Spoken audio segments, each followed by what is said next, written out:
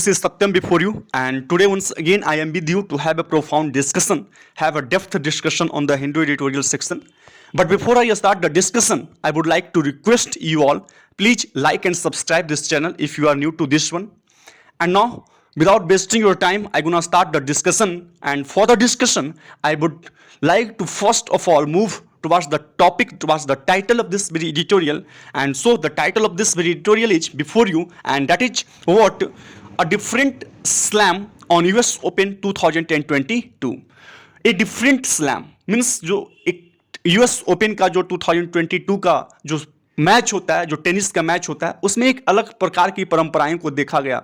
जो पहले परंपराएं हुआ करती थी उसमें कुछ चेंजेज आया है, उसी के बारे में हम लोग को देखना है क्या क्या चेंजेज आए और कौन वो प्लेयर हैं या तो मेल में या तो फीमेल में जो पिनैकल पे पहुंचे, जो समिट पे पहुंचे इस मेजर में, इस स्लैम में। उसी के बारे में हम लोग को देखना है क्या क्या परेशानियां उनको हुआ, क्या क्या सरकमस्टांसेस ऐसा आया जो उनकी राह को और आसान कर दिया। बशर्ते कि मेहनत अलग चीज़ है, बट कुछ सरकमस्टांसेस ऐसे रही जो उनको अव्वल आने में, उनको पिनैकल पर पहुंचने में काफ़ी मदद पहुंची उनसे, है ना। तो उसके बारे में हम लोग को देखना है। हम लोग जब पैराग्राफ टाइटल की ओर मूव करते हैं तो हम लोगों को ये पता चलता है कि जो अल्करेज हैं, अल्करेज, कार्लोस अल्करेज की जब बात की जाए तो एक स्पेनिश प्रोफेशनल टेनिस प्लेयर है और करेंटली वो रैंक्ड नंबर 1 सिंगल प्लेयर होते हैं by the ATP means association of tennis professionals के द्वारा। जबकि दूसरा नाम है स्वाइटेक का, ईगा स्वाइटेक, जो एक पोलैंड की प्रोफेशनल टेनिस प्लेयर है और वो करेंटली रैंक नंबर 1 होती है बाय द WTA यानी विमेंस टेनिस एसोसिएशन के द्वारा। और ये दोनों ने हैव इमर्ज्ड, उभर कर आए हैं, अपना जो काबिलियत है उसका उजागर उन्होंने किया है ऑन द टॉप, और वो पिनैकल पे पहुंचे हैं, चोटी पे पहुंचे हैं, समिट पे पहुंचे हैं और from a slow churn in the tennis, tennis की जो स्लो प्रोसेस है उससे होकर गुजरे हैं। तो कहीं ना कहीं कहा जा सकता है कि जो टेनिस की जो धीमी आंच है उस पर तप कर जो अल्करेज और स्वाइटेक हैं वो चोटी पे पहुंचे हैं, वो अव्वल आए हैं। इसी के बारे में हम लोग को, इन्हीं दोनों के बारे में आज हम लोग को पढ़ना है, किनको हराएं, कैसे हराएं और क्या क्या खामियां हैं जो अभी सुधारना है, क्या क्या उनमें काबिलियत है, किस तरह की काबिलियत है जिससे वो आगे बढ़ें। ये सब चीज़ों को हम लोग देखेंगे। आइए आगे बढ़ते हैं पैराग्राफ की ओर। और पहला पैराग्राफ है कि the US open defies traditions means जो यूएस का ओपन है वो कहीं ना कहीं जो पुरानी परंपराएं हैं उसको चैलेंज करता है, उसको उन परंपराओं को तोड़ता है, उन परंपराओं को रेसिस्ट करता है। US open defies tradition, it was the first major to introduce a final set tie break way back in 1970। Tie break means क्या होता है कि टाई ब्रेक मीन्स क्या होता है कि एक ऐसा मैच जिसमें किसी व्यक्ति को या फिर किसी टीम को सेलेक्ट करने में जब कोई मैच टाई हो जाता है तो एक अलग से मैच करवाया जाता है ताकि किसी को अव्वल चुना जाए, तो टाई ब्रेक वो कहा जाता है। तो वही बात हो रहा है कि जो it was the first major to introduce a final set tie break way back in 1970 means US open जो था यह पहला मेजर ग्रैंड स्लैम टूर्नामेंट था जिसमें साल 1970 में पहली बार अंतिम सेट में टाई ब्रेक देखने को आया था। And it was the first to award men and women equal prize money in 1973 और 1973 में इसी टूर्नामेंट में पहली बार जो मेल हैं, ये मेन है और वीमेन है, उनको क्या हुआ था कि समान पुरस्कार राशि मिलने की भी शुरुआत हुई थी। दिस ईयर, इस साल क्या हुआ, इट बिकेम द फर्स्ट, पहली ऐसी बार हुआ कि इंट्रोड्यूस किया गया कोचिंग ड्यूरिंग मैचेज के दौरान कोचिंग की व्यवस्था को इंट्रोड्यूस किया गया। कोचिंग की जो व्यवस्था है उसको क्या किया गया, प्रेजेंट किया गया। फिर क्या हुआ, there is also non conformity of a different kind means Flushing Meadows is not single male players 5 term means क्या हुआ कि this year there is also non conformity, ऐसा कोई कन्फर्मेशन नहीं है ना, ऐसी कोई बात नहीं थी कि जो फ्लशिंग मिडो है, जो घास का जो मैदान, जो कोर्ट होता है, वो is no single players 5 term, ये किसी मेन का ही मीन्स मेल का ही वहाँ वर्चस्व होगा, मेल का ही वो जागीर है, ऐसी कोई बात नहीं थी। इसका कोई कन्फर्मेशन नहीं था। जिसमें काबिलियत है, जिसमें स्किल है, जो डेक्स्ट्रस हैं, वो कहीं ना कहीं किसी न किसी रूप में अव्वल आएंगे। ये जो घास का मैदान है, जो यहाँ जहाँ पे टेनिस खेला जाता है, जो कोर्ट है, ये किसी मेल या फीमेल का कोई रेस्पेक्टिव जागीरदार नहीं है, स्किल के अकॉर्डिंग वो अव्वल आएगा, ऐसा इसमें बोला जा रहा है। आगे बढ़ते हैं। Since January 2006 the Australian Open Roland Garros Roland Garros की जब हम लोग बात करते हैं तो जो रोलैंड गैरस होता है वो फ्रेंच ओपन का एक दूसरा नाम है। तो 2006 से अगर देखा जाए Australian Open, Roland Garros and Wimbledon have collectively seen just 5 different winners. इन्होंने क्या, तीनों को मिलाकर अगर देखा जाए तो 5 विनर्स को यहाँ पे मिले हैं इनको। जबकि in the same time span, उसी टाइम स्पान में, उसी टाइम स्टिंट में, पीरियड में यूएस ओपन को अगर देखा जाए तो 10 विनर्स मिले हैं। द लास्ट ऑफ विच, जिसमें से लास्ट जो है स्पेनिश सेंसेशन, जो अभी सनसनीखेज में चल रहा है, मीन्स एक गर्मजोशी से ये इस मुद्दे को चलाया जा रहा है, वो है कौन, स्पेनिश सेंसेशन कार्लोस अल्कारेज, जो क्राउंड किए जाते हैं the king of New York on Sunday after 4 set victory over Norway's Casper Ruud. Casper Ruud को हराकर ये न्यूयॉर्क का जो ताज होता है इनके सर पे चढ़ाया जाता है, इनको उनसे ताजा जाता है, इनको नवाजा जाता है। और इन किनको हराते हैं तो किंग ऑफ द न्यूयॉर्क मिलता है इनको, 4 सेट विक्ट्री होता है, नॉर्वे के जो प्लेयर हैं कैस्पर र्यूड को हराकर इनको ये ताज मिलता है। The triumph has taken Alcaraz, ये जो ट्रिम्फ है, ये जो विजय इनको हासिल हुआ है, इन्होंने अल्कारेज को क्या किया, ये जो 19 ईयर के ओल्ड हैं, to the pinnacle of ATP ranking. जो एटीपी रैंकिंग होता है, एसोसिएशन ऑफ टेनिस प्रोफेशनल्स के द्वारा जो रैंकिंग किया जाता है, उसमें वो कल्मिनेशन पे पहुंचते हैं, पिनेकल पे पहुंचते हैं, और making him the youngest man to reach the top. और सबसे यंगेस्ट व्यक्ति, ये जो जीत है कहीं ना कहीं कार्लोस अल्कारेज को क्या बनाता है, youngest man to reach the top, means ऊंचाई पे पहुंचने वाले, रैंकिंग के टॉप पे पहुंचने वाले सबसे यंगेस्ट प्लेयर भी बन जाते हैं। आगे बढ़ते हैं। He is also the first teenager to win grand slam tournament since Rafael Nadal at the 2005 French Open. French Open जब 2005 में राफेल नडाल उन्होंने ये मैच, ये इस तरह के स्लैम्स को जीते थे, उसके बाद से ये पहले टीनेजर बने जो इस ग्रैंड स्लैम को टूर्नामेंट को जीतते हैं। The title run was Alcaraz baptism by fire. और जो टाइटल जो जाना जाता है, ऐसा बोला जाता है कि कहीं ना कहीं जो ये टाइटल है वो आग में जलकर मिला है। ये क्या है, एक डिटर्मिनेशन का प्रोसेस है, एक लंबे अंतराल से जो मेहनत, जो एंडेवर किया जा रहा है उसका प्रोसेस है। बैप्टिज्म मीन्स फायर मीन्स क्या होता है कि किसी व्यक्ति को डिस्क्राइब किया जाता है कि उनका जो लर्निंग है, वो जो सीख रहे हैं, वो बहुत ही हार्ड वे, बहुत ही कठिन तरीकों से, एक चैलेंजेस, एक डिफिकल्टी को सामना करके सीख रहे हैं। ये कोई आसान काम उनके लिए नहीं था। प्रायर टू द फाइनल, अब ये कैसे बोला जा रहा था कि बहुत चैलेंजेस उन्होंने फेस किया, सरकमस्टांसेस, जो डिफिकल्ट सरकमस्टांसेस था उनको उन्होंने बहुत ही क्या है, बहादुरी से फेस किया, वो बताया जा रहा है कि prior to the final, final से पहले उन्होंने क्या किया, he had spent over 20 hours, means 20 घंटे उन्होंने स्पेंड किए ऑन कोर्ट पे, and had to battle through, उनको सामना करना पड़ा, बैटल करना पड़ा थ्रू 3 टफ 5 सेटर्स, है ना, 5 टफ, जो बहुत ही टफ कंपटीशन जो दे रहे थे, 5 सेटर्स को ये उनको सामना करना पड़ा। That finish well past midnight, जो कि मिडनाइट तक वह समाप्त होता है। र्यूड की अगर बात की जाए, नोन फॉर हिज कंसिस्टेंसी, जो अपनी तत्परता के लिए, अपनी निरंतरता के लिए जाने जाते हैं, एंड कोर्ट कवरेज, और कोर्ट को जिस तरह से वो कवर करते हैं उनके लिए वो मशहूर हैं। हैड पास्ट एक्सपीरियंस, उनके पास कहीं ना कहीं पास्ट एक्सपीरियंस था, पहले का तजुर्बा था। और किस चीज़ में पहले का तजुर्बा था, of major final, means French Open से पहले भी उनके पास जो तजुर्बा था, इससे पहले भी मेजर का उनको कहीं ना कहीं एक्सपीरियंस था। फिर बट अल्कारेज, लेकिन जब बात अल्कारेज की जाए, कार्लोस अल्कारेज गार्फिया की बात की जाए, did not suffer a let down, means उनके तजुर्बे से, ठीक है, हमारे सामने वाले जो हमसे साथ कॉम्पीट कर रहे हैं उनके पास बहुत तजुर्बा है, बट उसके बावजूद जो अल्कारेज थे उन्होंने क्या, डिसअपॉइंटमेंट जो है, लेट डाउन उनको कभी नहीं हुआ, डिसअपॉइंटमेंट, निराशा हाथ कभी नहीं आने दिए उन्होंने।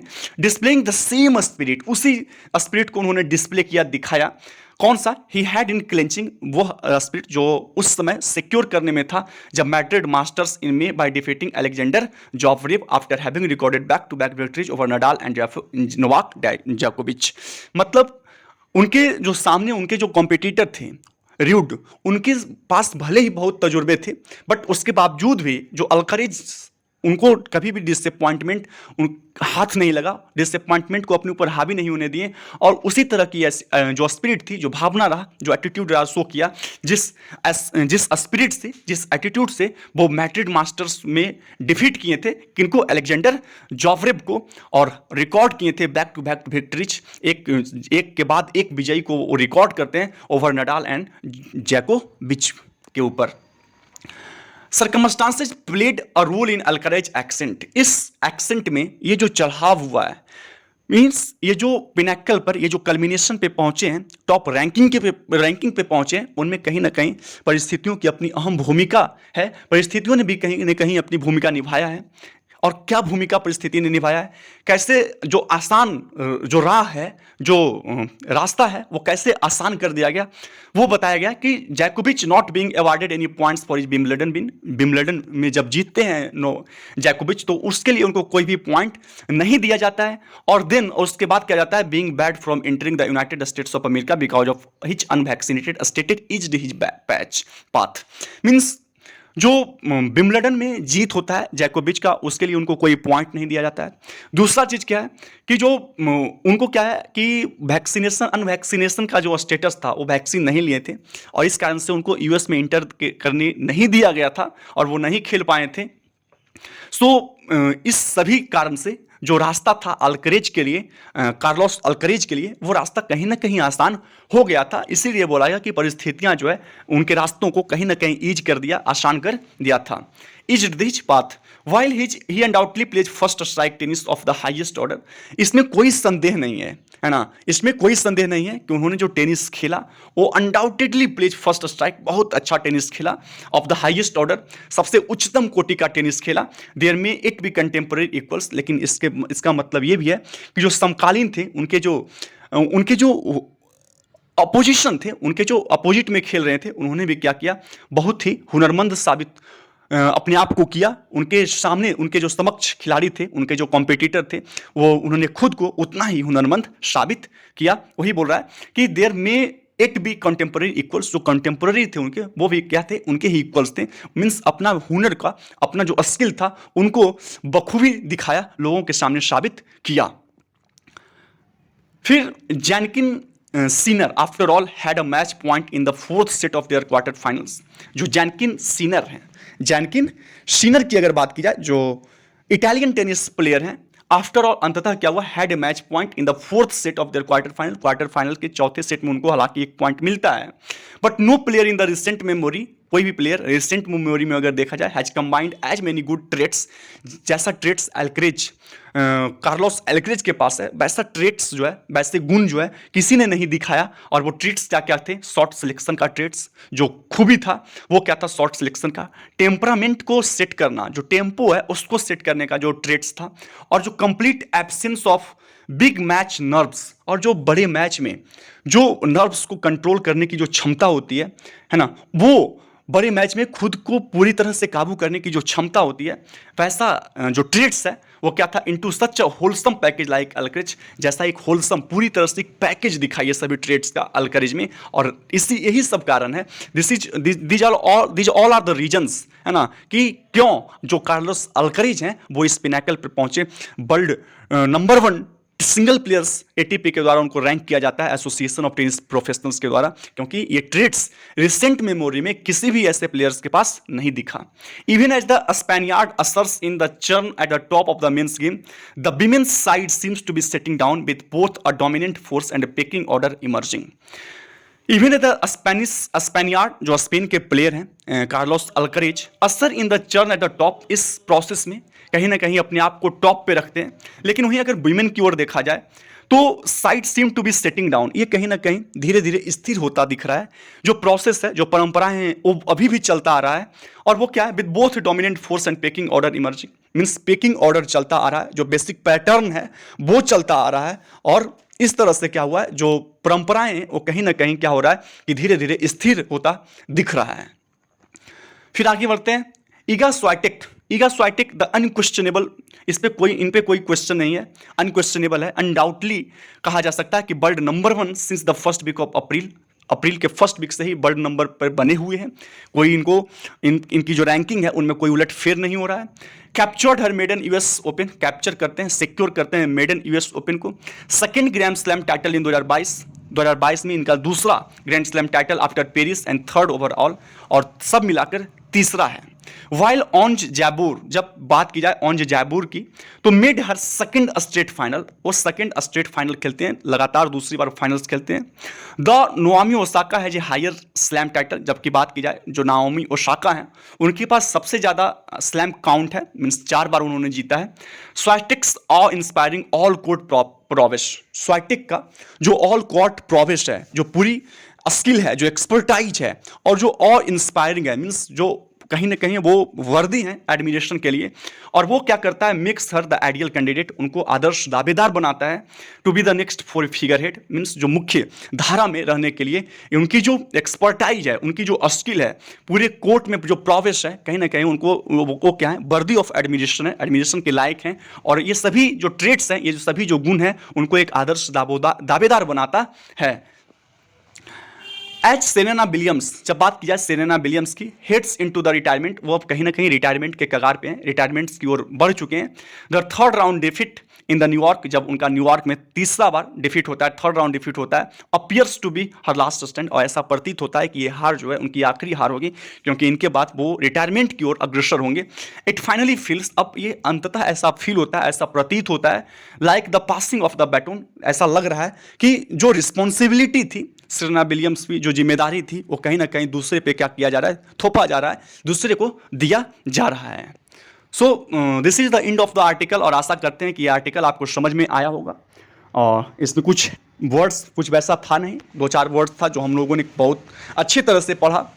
सो आपसे अंततः एक बार फिर गुजारिश है कि जो कोई भी आप इस चैनल को देख रहे हैं, कृपया कर इस चैनल को आपसे नम्र निवेदन है कि इसको सब्सक्राइब कर दें, because you know you will ultimately boost my confidence by subscribing this channel, and so thank you, have a nice day all of you, bye bye.